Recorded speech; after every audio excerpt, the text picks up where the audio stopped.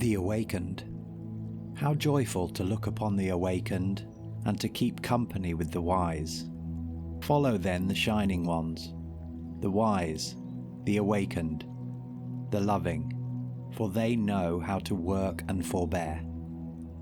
But if you cannot find a friend or master to go with you, travel on alone like a king who has given away his kingdom, like an elephant in the forest.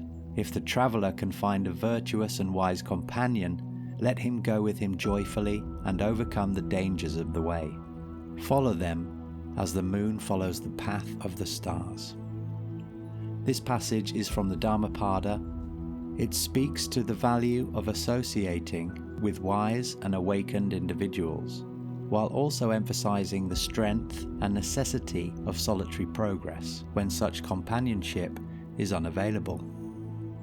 It begins by expressing joy in beholding the awakened and keeping company with the wise, highlighting the positive influence of such individuals.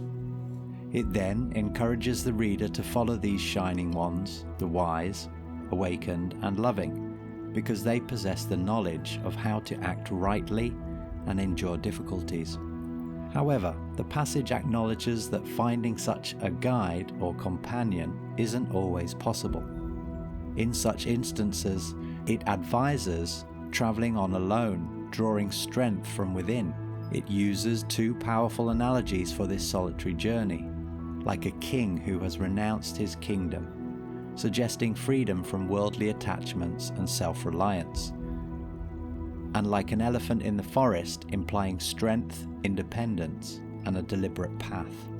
The passage then returns to the benefit of good companionship, stating that if a traveller can find a virtuous or wise companion, they should journey together joyfully, overcoming the challenges of the path.